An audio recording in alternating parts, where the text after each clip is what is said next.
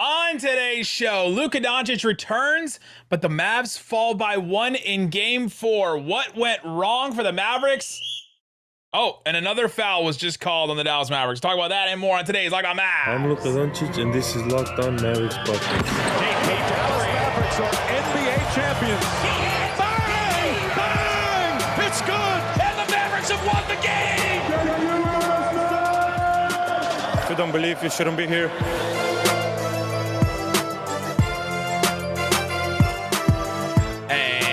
Welcome. You are locked on to the Dallas Mavericks. The music doesn't get to ride today. Oh, it got cut. The music doesn't get to ride today. You are locked on to the Dallas Mavericks. My name is Nick Angstadt, media member and NBA channel manager for the Locked On Podcast Network. Thanks for making Locked On Mavs your first listen every day. We are free and available on all platforms, including YouTube. Subscribe to the show, comment below. Let us know if the Mavs got away with, if the Jazz got away with too many fouls. I'm sure you'll have lots of thoughts about that below. And joining me, as always, co-host, contributor, writer at Mavs.com. One more thing, King. The Modelo man. What you got for me, Isaac Harris? Modelo! I want to blame LeBron. Good place to start. Good place to start. Ever since he tweeted out Luka, it just went downhill from there at the end of the game. But no, I honestly think you could do I think you could do a little bit of the glass half full, glass half empty thing coming out of this. Oh, 100%.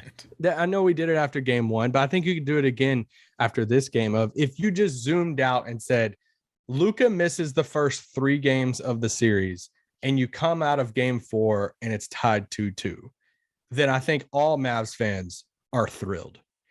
But it's the fashion that we had that game. We should have won that game and you lost it. So now there's this like bittersweet, feeling coming out of it. So I can see both sides of this.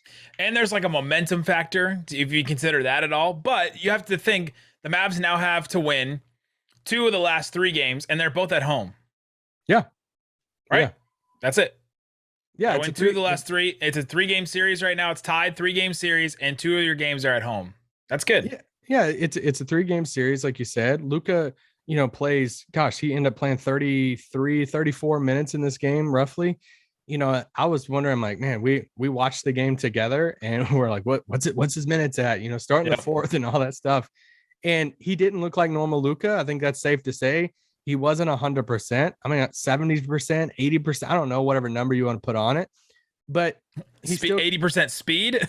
It's like he was definitely slower. They targeted him on defense. We'll talk more about that. But he put up 30 and 10 in a game that he was 100% his first game back. I think there's a lot of good and positives coming out of this, but there's definitely some negatives too that I think Jazz, they wanted it more a lot tonight. They played harder. Jalen Brunson said in the post-game presser that especially in the first half, they came out and they wanted it harder. It's what you expected too. From a game that if they lost this game, they're blowing the whole thing up. Their season's over. You also have to look at this game in context for the Mavs. Luka comes back. You're trying to reintegrate him, which sounds weird, right? Like Luka has been the whole offense. He's been the whole team for stretches this season. What do you mean reintegrate? Well, they found this really good game plan that worked without Luka. And so now reintegrating him, it was gonna take, a little bit of time, I think. That first half, the Mavs the Mavs shot 31% from the field. They shot 25% from the field for a lot of that first half, 20% from 3 in that first half. And they end up coming back and almost winning the game, having a lead with the last 40 seconds. And then you also have to look at the Jazz shot 42 free throws in this game. Unbelievable. I mean, 42 free throws. The Mavs shoot that bad in the first half. Luka's trying to come back. That's where you can look at glass half fulls. Like they played that bad in the first half. The Jazz were given that big of a free throw advantage, and you still almost come away with this game in Utah. Dang, right? Let's not put the cart before the horse a little bit and say, oh, this Mavs team was guaranteed these wins and they should have beat this Jazz team. This Jazz team's still good. They implode and they have weird chemistry. They still have, 2 all-star players on their team. They still, I think, are well coached. At least the last 40 seconds of this game were incredibly well coached. Yes. Yeah. But yeah, let's not throw it out that this Jazz team is this trash team that the Mavs should have just destroyed, right? Some of these games, this is playoff basketball. These games are going to happen. And I know the free throw numbers getting thrown out a lot. and they definitely shot more than what they should have. But some of it was the Mavericks did want it, right? Like some of it, they were hacking Rudy down. He down took 18 of those 42. I mean, exactly. I mean, he took 18 free throws in this game. And that was kind of the strategy. You know, they weren't hacking Rudy on like the hack-a-shack, but they were kind of opening that lane up for him to get the ball, daring them to pass it to him, and then just fouling it, wrapping him up. And, you know, he missed a good chunk of those in the fourth. And it worked. 4 minutes and 19 seconds left. He has airballs that one free throw that Theo Pinson was just going nuts about on the bench. It was hilarious. You can go listen to our interview with him to hear more about that relationship. So he goes 0 of 2. He then a couple possessions later, 1 of 2, then 1 of 2, then 1 of 2. Like that's from 4 minutes to 2 minutes. They fouled him and he went 3 of 8 from the free throw line on those. That's successful for the Mavericks. And so yes, part of those free throws are because of strategy. But then you look at all the times the Mavs just got hit in the face. Like how many, like that one. Oh, that, yeah. The one play that you know, Dwight gets hit in the face by Donovan Mitchell at the end. You have the play that they reviewed where Rudy Gobert hits Luka in the face with his elbow. I don't understand that one. No, that one makes no sense. That one than the Mitchell on Dwight one, because like Rudy legit, and I saw, you know, everybody's tweeting like Luka flopped everything. He probably sold it, but still he did.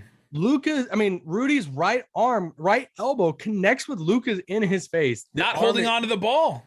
Yeah, and the arm extends. I was confused by that, how that was reviewed and then called a jump ball. Obviously, the last play of the game that led to a Donovan Mitchell and one afterwards was him driving, leading with the elbow into Dwight's, you know, face. I was more upset with the lack of free throws that Dallas should have gotten instead of the amount of free throws that Utah did get. If that makes sense. That's where I'm more upset, because there were so many of these should have been a flagrant or a that's normally called. Like that's my thing. It should have been a flagrant because of how things are normally called. I just didn't understand some of it, but it's Cam Fitzgerald. So, yeah. And I mean, the Mavs still had a chance to win this game. All free throws and everything aside, the Mavs had a chance. They were up 99-95. Luka hits that 3 that gets the switch on Gobert. He hits that 3. You and I are going nuts at your house. We're like so excited. 40 seconds left. The Mavs are up by 4. You think, okay, here we go. Here's the foul. That's when Donovan Mitchell misses, gets his own rebound. Honestly, I kind of wonder, should they have fouled up 4 at that point? 40 seconds left. You don't foul up 4. You just play it up. Because what happened right after that was literally worst case scenario, right? Mitchell misses, gets his own offensive rebound. He hits the basket and one, and there's 31 seconds left. So in that one possession, the Jazz were down 4, and then they were only down by 1, and they got the 2-for-1 basket. Like that was literally that possession right there was worst case scenario in every single way for the Mavs, unless it was like a 4-point play. That was the only way it could get worse. It weirdly reminded me of the Royce O'Neal, you know, offensive rebound. The 3 in game 1. Yeah. Game 1, that he gets it back in the corner and hits it. It's like, really, it's an offensive board there that, you know, they score on that. And, you know, so then they come down after that, and it's the Brunson kind of up and under from Bojan, right? And it just rims around the rim. You think Brunson misses that layup. Yeah. And obviously after that, they finally connect on an oop. And but before that, even it was Dwight's free throws. 19 seconds left. Dwight goes 0 of 2 from the free throw line. Mavs could have gone up there, and they definitely could have tied if he hit one of them. Yeah, that was brutal. That was that whole sequence. The last 40 seconds were disastrous for the Mavs. Oh yeah, I mean it was, you know, obviously Dwight, you know, said after the game, he's like, yeah, I mean I should have made the free throws, went to the normal. I'm glad he can admit that. I'm glad he can admit that he should have made them. The normal routine on that. And, you know, that's just, you know, they were up by 1 when Dwight went to the free throw line. And that's when, you know, if he hit both of them, it could have made a 3-point game. He hits just 1, it's a 2-point game. And then, you know, let's say the lob happens and it's tied up at that point. It's going to overtime, but he obviously misses 2. I thought it was a great move by Quinn Snyder to not call timeout. You know, Jazz gets the ball after the second missed free throw from Dwight. They just come down, no timeout. They run Dorian and Dwight get kind of confused on if they're supposed to switch or who's doing what. Rudy gets the lob. And then we have the most, like, coming up in segment 2. Let's talk about that last play of the game from Dallas. From the moment they took the timeout after the Rudy lob, a lot of discourse happened after this game about they could have advanced the ball. They chose not to advance the ball. And then the play that was drawn up. How do we feel about that? Talk about all that and more coming up. But before we do, let me tell you about Built Bar. It's a protein bar that tastes like a candy bar. They're absolutely delicious. We love them. We eat them all the time. We didn't eat Built Bars together. Maybe we should have had some Built Bars. That would have made this game a little bit better. But you can get some of your own. Go check them out at built.com. Use the promo code LOCKED15 to get 15% off your entire order. They have a ton of different flavors available. Double chocolate, the churro puffs. Check out the puffs bars. Those are a little bit different. You have the marshmallow in the middle of them. Cherry barcia, mint brownie, raspberry, peanut butter brownie. Look at all the flavors available. You can get a combo pack with a variety pack to check out all the different ones. So go check it out. Built.com. Again, promo code LOCKED15. All right, Isaac Harris. There's a lot more to get into in this game. One thing that I think we should talk about is Luka's return. I thought even though he did look slower, he still was really good. 30 points, 10 boards, 4 assists, 2 steals. He had 4 turnovers, but just 3 fouls, which is huge against this Jazz team, especially in this game. But he played, like you said, he played almost 34 minutes. He didn't look too rusty to me. He just looked a little slow. Yeah, like you said, I mean, he was a +7 in this game, 11 of 21. I think there was some rust for the entire team offensively with him. You know, you go these first 3 games to where you're just asking everybody. You run such a heliocentric offense, around Luka Doncic that, obviously, or any player, you take that player out, you're going to shift some things. And Brunson and these guys alternating, driving and kicking, all this stuff. And so I think it was a little clunky at first. It felt like, oh, okay, like, we've been watching this team. We just watched this team win 2 games. I think a lot of us were probably like, okay, can we get Brunson more involved? Can we get these guys more? It's kind of weird going back to just one guy holding the ball, but that one guy get the ball out of Luka's hands. It's weird though, but that one guy is all world. He's a top 5 player in the world. So you see both sides. And I saw some tweets during the first half. Didn't see those tweets whenever he was hitting the shot over Rudy there to make it a 4-point game. But I think I feel confident about it in the sense of I think they needed a game to get back to how they were playing before. I think so too. They were the 4 seed in the West with Luka Doncic all year. Like they're a really good team with Luka doing this. So they got to shake off the rust offensively with them. And I will say I think they should have included Brunson a little bit more than what they did, especially in the 4th. They could have. Well, and they just needed one half of basketball to brush off the rust. That half they played was so bad offensively. They had an 87 offensive rating in the first half, according to Cleaning the Glass. That's awful, right? Yeah. Like they score 42 points in the first half. They score 39 points in the third quarter. They outscored the Jazz 57-46 in the second half. So if they have a better first half, if they don't have to reintegrate Luka, if he comes back and it's on all cylinders, then all of a sudden it's a completely different game. And maybe the Mavs have a 10-point lead going into the end of this game. But yeah, they did need that time. And sadly, it just didn't work out well for them in the first half because it was just so bad. And defensively, as much as we want to praise Luka's defense this year, which it has been his best defensive year by far, they were targeting him a lot. Yeah. And I mean, there were even at the end, I think it was the end of the third quarter, that it was Mitchell or Clarkson had the ball at the top of the key. Luka is on Bojan. Bojan tells the other guy who's on the right wing to go down to the corner because he knows that Luka is just going to sag off. Bojan sets the screen, slips it, kind of gets over, hits the 3 there at the end, and it was Luka's man. They were just targeting Luka in the switch a lot. And that's where the rust of getting back in the game shape and all of that, I expect him to be much better in game 5 on Monday. I also think you're talking about how it felt like Brunson should have been integrated more and should have been used more. He took 18 shots and then Luka took 21 shots, right? Like you look at those two and you say, oh, well, if you just looked at the box score, you would say, well, that's dumb. Like he took 3 less shots than Luka. That makes sense that they played, almost the same amount of minutes. It's like Brunson played 1 more minute than Luka. But it felt like the thing that should have happened more is what we saw in the fourth quarter, where Luka has the ball on the right side. He gets Rudy Gobert on a switch. And then he swings it over to Brunson fast, and then Brunson's able to get downhill, and Rudy can't get back in time. And then all of a sudden, you have a basket on your hands. I felt like we needed a little bit more swinging and Luka and Brunson working together like that we've seen in the regular season a little bit more. We just didn't see it in this game as much for whatever reason. Luka wanted to take advantage of the switch, and I think he did pretty well against Gobert overall in those switches. Yeah, but I think we could have used a little bit more of that, and maybe that would have made it feel less like Luka's dominating the ball and Brunson's doing nothing. The other point, real quick, is that Jason Kidd played some lineups where there was neither Luka or Brunson on the floor, right? Yeah. Why did that happen? Why were there moments when Dinwiddie was charged to be the guy? Like, he has not played well in the series at all now. Like, no. This is now 4 games where he has just not played, particularly well or gotten his own shot or anything like that. And so I feel like it should always be in Luka or Brunson's hands at this point in a series.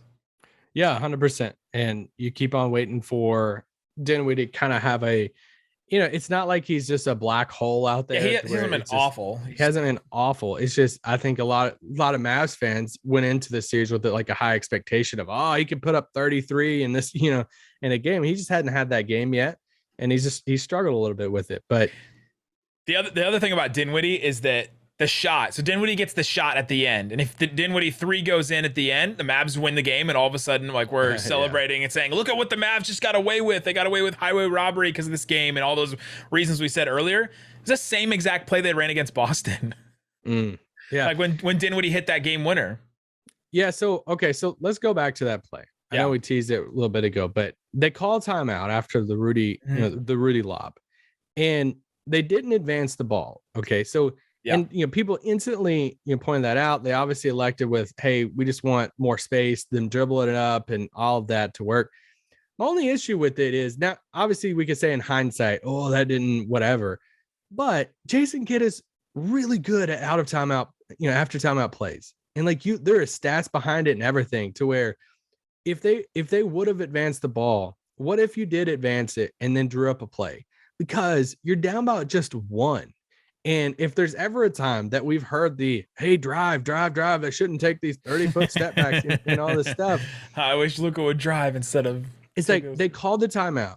Then they just brought the ball up, waited for the double team, and then just kicked it to Dinwiddie for a contested 3 of Rudy. I would have preferred, and obviously I'm not the coach of this, if they just drew up a play coming out of that after timeout, advance the ball, draw up a play that he's really, really good at. They score a lot coming out of these plays out of timeouts, and go for something at the basket, right? You're down by 1 instead of just waiting for the double team and then kick to a quick 3 type of thing. So, it's easy to say this in hindsight. I get that, but I feel like there could have been something, in the swing to, I joked right before the play happened. I leaned over to you, we're next to each other. I was like, Dorian 3 to win it. And it was close because Dorian was open in the corner. He was, but it was great timing on Rudy's part because Rudy knew that there was only, I think if Dinwiddie, kicked it to Dorian or swung it to Dorian, I don't think he would have got it off in time. Dinwiddie gets the ball with 1.1 seconds left on the clock. Yeah, he didn't have enough time. But to your point earlier, the Mavs had 11 seconds to run this playoff. Like, they had time to develop something and to do something. It wasn't just, catch and shoot, right? Like, you have 3 seconds to try and get the ball in. You had something to make something happen. The Mavs were also in the bonus, so you get fouled at all in this situation. Then all of a sudden you're at the free throw line. You could tie the game or win it from the free throw line. A lot of different things they could do, but it's a great trap by Quinn too. But it's something that you would expect them to do, right? Like, I mean, if I would expect the team to get the ball out of Luka's hands, especially after he hit it on Gobert. So, there's some issues with that last play of the game there. That 11 seconds and you bring it up and just wait for the double and go from there. But it's easy to do that in hindsight. Everything's easier in hindsight.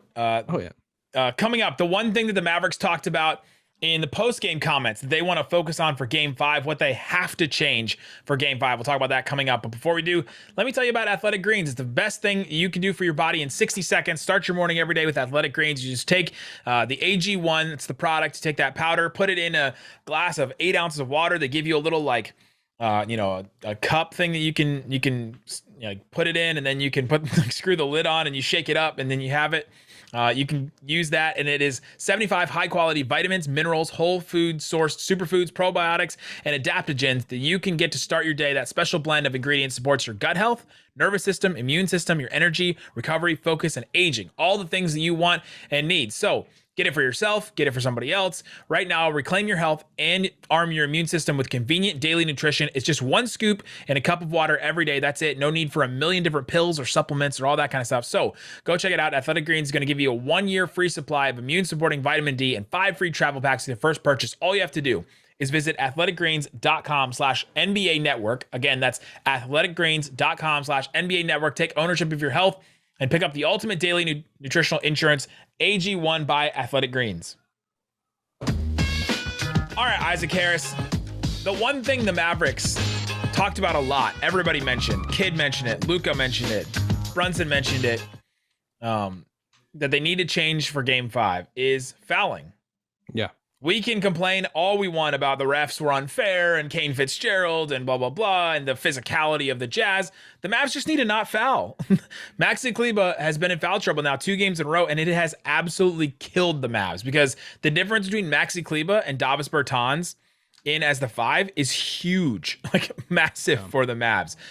They have to be careful with fouling. They have to be careful with getting guys in foul trouble and sending the other team to the line. I mean, 42 free throws, that can't be all on the refs. Like, that can't all be on Kane Fitzgerald and the refs. There's no way, right? They earned those free throws. Like, what should I say? A bunch of those free throws? Some of them, yes. All of them, many of them. Like, they earned a portion of those free throws.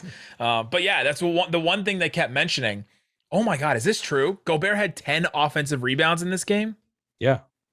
That's a thing that has to change. I mean, that's another one that has to change. We've been talking about when you talk about the rebound battles, it's the offensive rebounds. He had 0 in the last game in the Mavs win, and now he has 10 in this one. But fouling is going to be massive in Game 5. Yeah, rebounding battle. Utah won it by 3 rebounds and then won. But for Maxi, Maxi gets those 3 fouls quick, and then he gets that 4th one quick. He only plays 18 minutes in this game, and Maxi's just so crucial to this team because he's like the in-between of Bertans and Dwight. I almost want to just save him for the second half every game. Like, just save him. Because it's like you get the lobs with Dwight, which, that came back. Yeah. First play of the game, first play of the second half, put it in the books. But it's like you get the lobs from Dwight, but Dwight can't shoot. But Dwight's a little, a decent defender. And then you have Bertans who can shoot, but he's not a good defender and he doesn't do lobs. So it's like, here's the in-between in Maxi who can actually defend and he can hit threes. So that it killed him. Something I thought it was going to kill him more because something that, we said it for 2 straight days that we thought the Jazz would do is they never went small. Like they went small for like once, 2 minutes. One time. Yeah. At the end of the half or whatever it is. And, they put Pascal in, but they never went to it. And I was like, man, if they lose this game and they didn't go small at all, like that's weird. But Whiteside actually gave him pretty good minutes when he played there in the first half. And I thought that's when it would kill Dallas with Maxi being out, is when they go small, but they never did. And Rudy they won. So you have to, on the positive note, you got to give the Mavs credit too, because they were down by 16 points. And it's like in the second quarter, we were borderline, it was borderline that line of, schedule loss. Yeah, wrap it up. Let's go home. Let's go back to Dallas Game 5. And they come out in that third quarter and go on the 15-5 run. And we're hyped. Everybody's hyped. And it's like, oh, this is a ball game. Yeah. What direction you want to go now? Who do you want to talk about? The other way the Mavs just absolutely got torched was the bench scoring. Oh my gosh, yeah. The Mavs move Spencer Dinwiddie back to the bench, and they still get dominated in bench scoring. The Mavs they get 5 points from Dinwiddie, 3 from Maxi, just 1 3 he made. They get 4 from Josh Green. He made 1 3, and then 1 free throw. 1 point from Bertans. And Jordan Clarkson gives them 25 points off the bench for the Jazz. They just got torched in that area. They got torched in that area, and that really, really held the Mavericks back. If they could have gotten, anything from Dinwiddie in this game, that would have been beneficial. He didn't go to the free throw line once in this game. It was all off for everybody there. Yeah, this is a matchup that I'm watching this 3-game series is the Dinwiddie versus Clarkson off the bench. Can Dinwiddie like match that? Can he, can he get close to that? Can he? It can't. Clarkson just can't dominate that matchup as the sixth man. Let's just say the six-man battle of this series now that Dinwiddie's on the bench. That just Clarkson just. I mean, he was getting to the rim at will. He's doing anything he wanted. He was hitting some tough shots too. Yeah, some tough shots in that. So, you look at what was another stat? You look at the 3-point attempts in this game. They hadn't shot over, this is a team we threw out this stat a lot.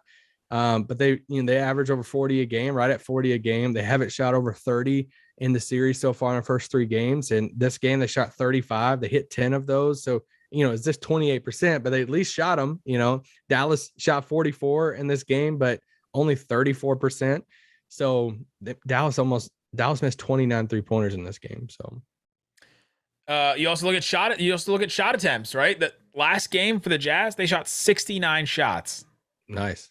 In this game, they took 79 shots and got 42 free throws. Like that means this game was fast. This game was way faster than the games that we've seen played before. Even though the score was low, there was a lot of shots, a lot of free throws, because every single one of those shots is in another possession besides all those free throws, right? And so there's a lot of possessions in this game, and the Mavs usually try to slow it down, and they didn't slow it down enough. No, they didn't. I mean, Jordan Clarkson's plus 18 off the bench. He comes in, he's just like going at it. Like, I mean, he's gonna. You got something? No, just a lot of possessions in this game. There was 90 for the Mavs and 89 for the Jazz. Like how slow these teams play. That those are a lot of possessions, because usually it's like 100 for each team in a general NBA game. But generally, I'm still excited. Like, I'm still upbeat about the series. I'm still, I didn't think this series was gonna, especially if Luka was healthy from the top. I was all ready to go into this saying, Mavs in 5, Mavs in 6, maybe. Luka's coming back. He wasn't fully healthy tonight in game 4. So let's see what he looks like on Monday night. But just the fact that he's back and he's playing 30 minutes, a little over 30 minutes, I expect him to, just start getting better and better. And I'm still confident in it. I think they take game 5 and let's see what happens in game 6. I still confident in Dallas winning the series. There's a lot of good stuff. Like, they're getting their threes. These guys are getting their shots. Luka can score. I mean, at the beginning, he looked slower on the court at the beginning, but the dude's just, he had 19 points in his first 19 minutes. It felt like he was just like, okay, I guess I'm going to score again type thing. And they'll shake off the rust with just them in offense, and when Luka can go ISO and the pick and roll with Dwight, when they can swing it around more and get more people, like they'll figure that out.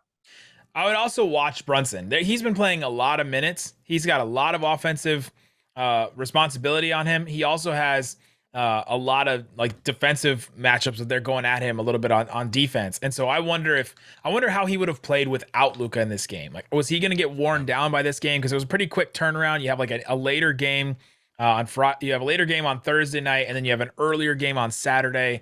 How would he have done? Still that, the atmosphere or the elevation, whatever you want to call it, in Utah, if that mattered to him. But he didn't play all down the end of the stretch, and you and I were both like, why is Brunson not in this game right now? He's on the bench. He's sitting down. He had a towel over him. We were not saying, we were thinking like maybe he's hurt or something like that, but I would monitor him and see if he bounces back in the next game, because this could have just been an off game where he was just tired, dead. Now they get to go back home and you get, a solid day off here instead of the half weird day that they got. Yeah, because Brunson came back in the game with 4:19 left, and we were kind of wondering like, ooh, was that like, why was he in earlier than that type of thing? So. Yeah, let's see what Dinwiddie does. Does Dinwiddie continue kind of this slump-ish type of series? Can he, get better in the series so far? And yeah, I'm excited, man. Monday night's going to be wild. Guys, if you're going to the game on Monday night, let's get there on time. It's 8:30 tip. It's an hour later than normal. Let's get there on time. You got time. You got time, because let's get in the seats. Like, let's get ready. Let's be fired up from the opening tip. You don't have to go chill in the lounge during halftime. Late start too, 8:30. So you got time. You got time to get something to eat. Got time to get something to drink. You got time to go to the Mavs fan shop. No, it's hanger. Go. Hopefully we'll be there. Hopefully we'll see you guys there at the game. But we'll have another breakdown for you tomorrow. We'll break down these games a little bit more in the moments that mattered in this. We'll also have a post game on Monday. Guys, thanks so much for listening to Locked On Mavs. Peace out. Boom.